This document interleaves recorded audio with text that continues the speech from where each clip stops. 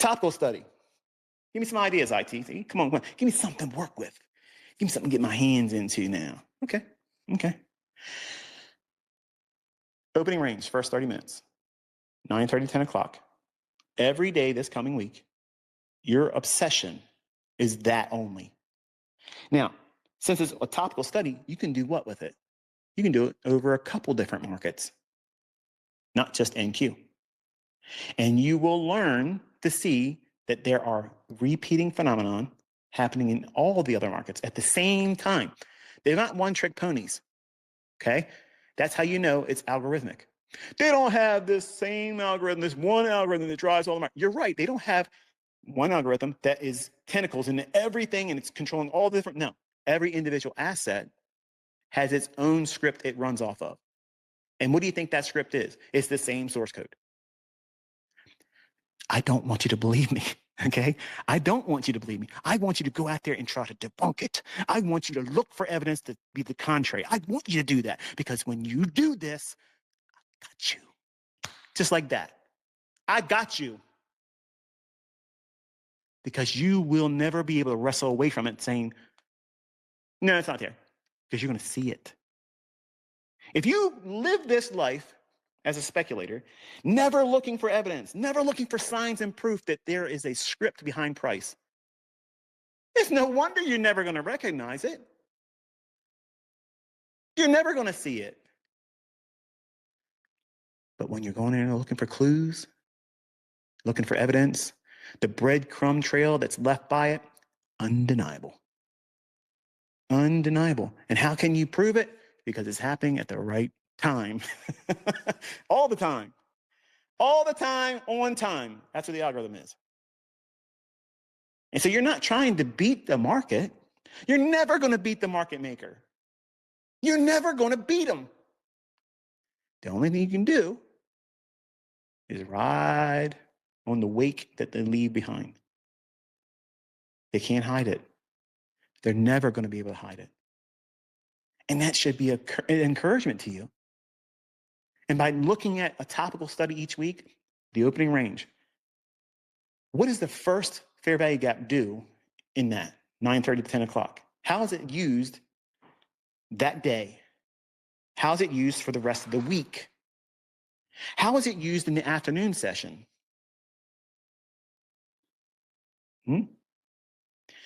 How does the first opposing imbalance, for instance, let's say, one of my students also asked about this.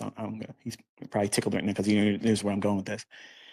Let's say, for instance, the first time the fair value gap forms in 9:30 to 10 o'clock in the morning Eastern time. So you say the first moment it forms, and it happens to occur on the basis of a down close candle. So it's a SIBI, sell-side imbalance, buy-side inefficiency. So down close candle, imbalance, lower close. If you're bullish, if it trades down into that and stays with the bodies in the upper half, that's indication that it's likely to start spooling higher and order flow should be delivered on a bullish bias. That means up close candles and in any down close candle support price. That's the dichotomy. Once you see that, it goes boom, boom, boom, boom, boom. That's your logic. That's what you roll into. That's your thought process. The very first buy-side imbalance, sell-side inefficiency that forms immediately, same time frame, after that first fair value gap, that's a SIBI. You want to recognize the first fair value gap that's a BISI. So it's the opposite of what the first presented fair value gap is. Okay, so if it's the first presented fair value gap, it's a SIBI, down close candle. The first bullish up close candle fair value gap, BISI. You want to start tracking that one too. Carry it through the rest of the week, not just today, not just into the afternoon. Carry it for the week. There's this relationship there that I want you to see for yourself. Not just today, carry it through the week, okay? That's your topical homework for this week. Don't just do it in NQ because it's very simple. It only takes a minute to pull it up in your charts and click extend right. And then there you have all the information to study. So you can do it with multiple markets because you're doing a topical study. You'll be able to glean a lot of information from that. And you can do it with old data too. You can go back to the left, dig into old days, goes back as far as you can. and gather a lot of examples in chart form and annotations and be excited about what you see, because you're going to see that there are very stellar setups in price action, price runs that were like, wow, that literally keyed right off of that. And it did everything ICT talks about. Stayed in the upper half, stayed in the lower half. It presented itself perfectly at the right time. And all these things will repeat. And all of a sudden, what will happen is, by having a topical study mindset each week, you go into deeper understanding about that one topic. And there's 52 weeks in a year. Whether you're trading with real money or not, you got 52 weeks where you can do topical studies. Man, you could learn a lot over 1 year doing topical studies like that. When does the daily high and low form? You can add that in for the week as well. What constitutes the daily high and low? Where does it form? Why did it form? And you need to be very diligent about explaining to yourself in hindsight why it formed there. What liquidity did it take before it did it? What liquidity did it run to purge? What offset distribution was underway when the price rallied up above an old relative equal high or an old high and singular high? What was the primary function of price going there? What took place beforehand? Where did smart money get in? Do you have examples of that in your charts? Do you have examples in your study journal where it's you log that? I promise you, if you haven't done that, you're missing a great opportunity to understand all of the underlying pinnings of the marketplace that is alien to you, because you're not looking for it. You're not actively pursuing it. You're just waiting for the next thing I'm talking about. When I've already laid down a compendium of things for you to, for the rest of your life, you have a rich tapestry in front of you where you have unlimited, literally unlimited opportunity to make yourself better at reading price action, which is necessary before you ever learn how to trade. Because before you ever learn to do the entries, you got to learn how to know. That doesn't sound good to other people in the industry. Predicting price is impossible. No one can time the market. Don't bother trying, because no one can do it with any measure of consistency.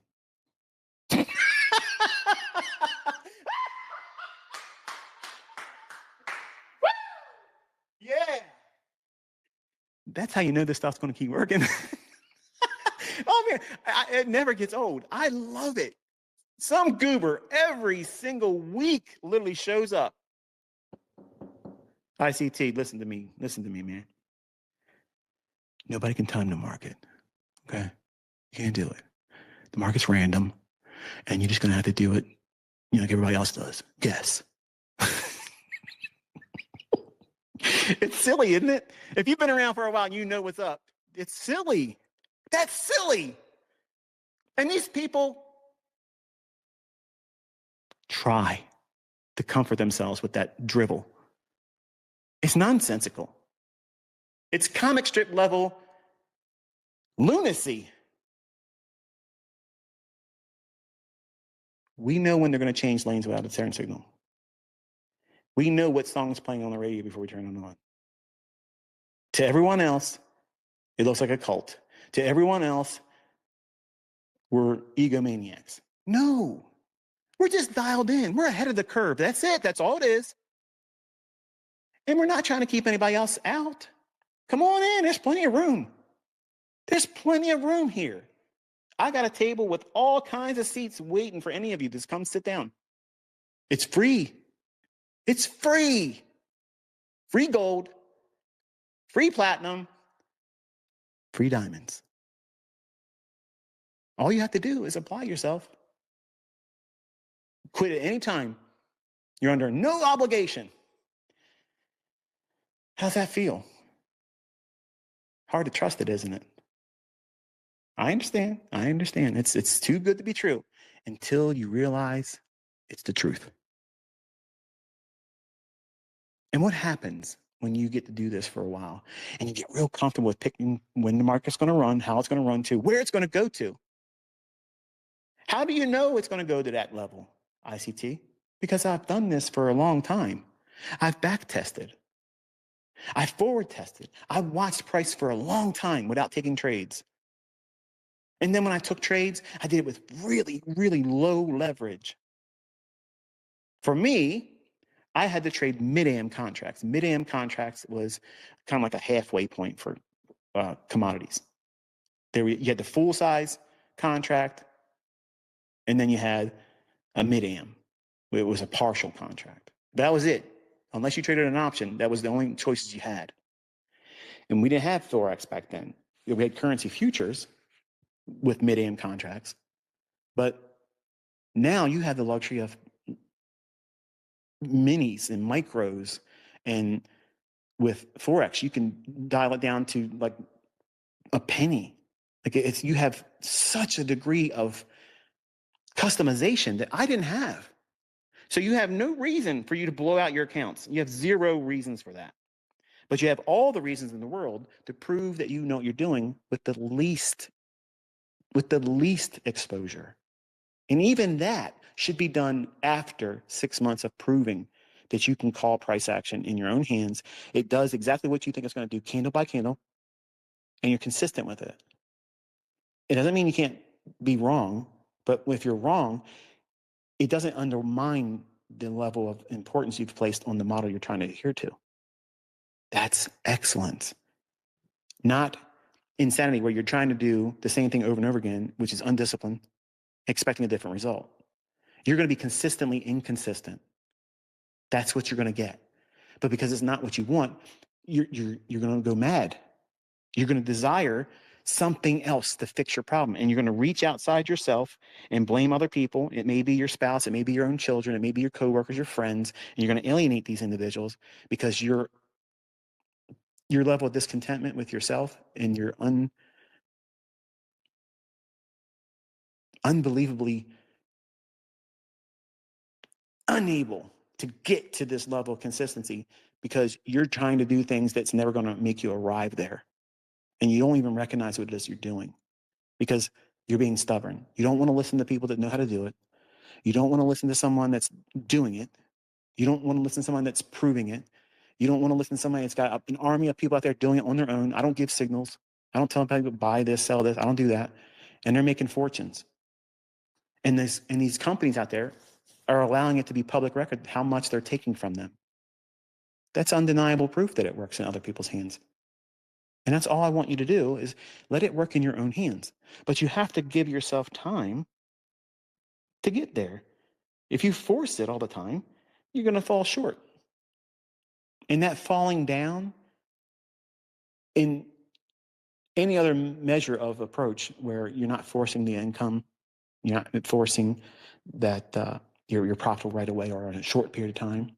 If you're allowing yourself to defer immediate gratification and look at the craft, the science behind what it is you're doing. Because money, listen to me, folks, making lots of money doesn't make uncertainty go away. You can make lots of money, but you will still have doubts about what it is you're doing on the next trades. I have students that do that a lot.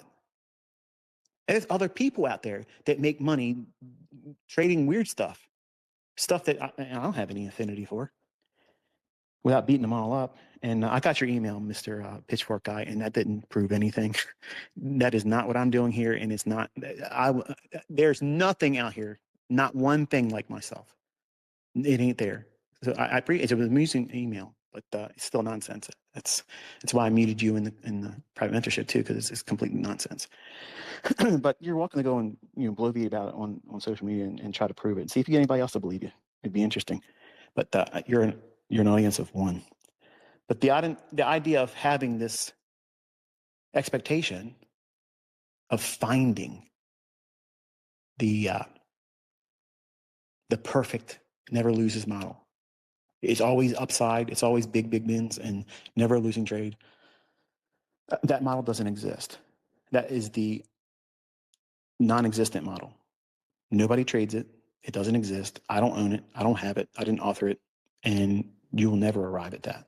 So you have to warm up to the idea that you're going to do things wrong sometimes.